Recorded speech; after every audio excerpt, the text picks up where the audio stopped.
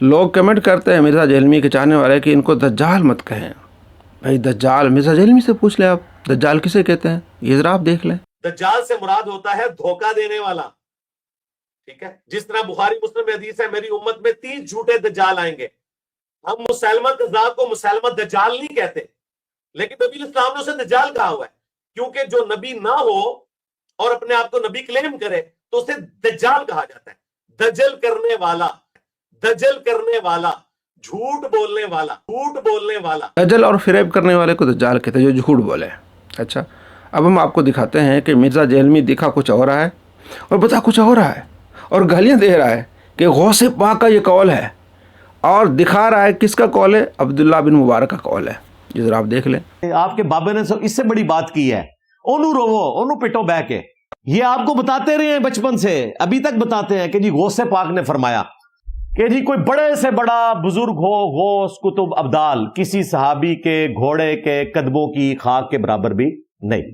تم اپنے بزرگوں کو صحابہ کرام کے گھوڑے یعنی کہ جانور ان کے پاؤں کی خاک سے بھی بدتر سمجھتے تھے. یعنی تم کہتے تھے کہ صحابی کے گھوڑے کے قدموں کی خاک جیسا ہے ہی کوئی نہیں, غوث کتب ابدال تشائی کوئی نہیں.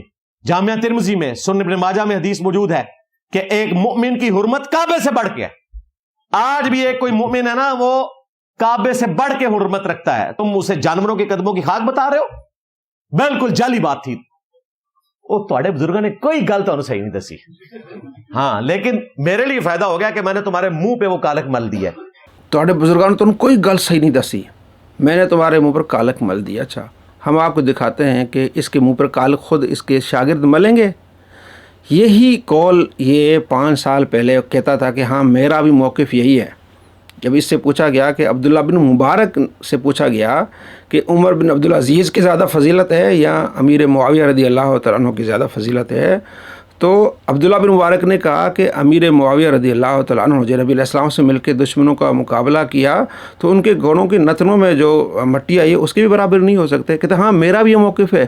کاش کہ امیر معاویہ کا موقف ہوتا. پھر حدیث بھی پڑھ رہا ہے کہ جناب عمر نو بھی مل جائے کسی اور آدمی کو تو وہ صحابی کے درجے کو نہیں پہنچتا. تو اب یہاں کہا کہ میں کالک ملوں گا تمہارے, تو اس لیے تو ہم کہتے ہیں کہ دجال ہے, فریب کرتا ہے. یہ ذرا اس کی ویڈیو آپ دیکھ لیں. یہ ابن مبارک رحمہ اللہ کا قول صحیح سند سے ثابت ہے. یہ ایک مفند صاحب بھی وہ بتا رہے ہوتے ہیں کہ حضرت عمر بن عبدالعزیز رضی اللہ تعالیٰ عنہ کے بارے میں کہ وہ کیا امیر معاویہ سے افضل ہیں, تو انہوں نے کہا نہیں, ہاں جی یہ ابن مبارک سے پوچھا گیا تو انہوں نے کہا جو جہادیں کی ہیں انہوں نے امیر معاویہ نے, اس گھوڑے کے اوپر جو خاک لگی اس خاک کے ایک ذرے کے برابر بھی نہیں پہنچ سکتے عمر. ٹھیک ہے, میرا بھی یہی موقف ہے. ٹھیک ہے, میرا بھی یہی موقف ہے. ٹھیک ہے, میرا بھی یہی موقف ہے. کاش حضرت امیر معاویہ کا بھی یہی موقف ہوتا. ہمارا تو یہی موقف ہے. سنن ابی داؤد میں حدیث موجود ہے, سنن نسائی الکبریٰ میں سب و شتم والی جو میں نے نقل کی ہے, اس میں جب حضرت مغیرہ ابن شعبہ اپنے سامنے سب و شتم حضرت علی پہ کروا رہے ہوتے ہیں تو سعید ابن زید ان کو ہی سناتے ہیں نا, جس جو حضور کے ساتھ جہاد میں شریک ہوا اور اس کے جسم کے اوپر مٹی لگ گئی, تم لوگ عمر نو بھی حاصل کر لو اس کو نہیں پہنچ سکتے. تم اسے جانوروں کے قدموں کی خاک بتا رہے ہو. بالکل جعلی بات تھی.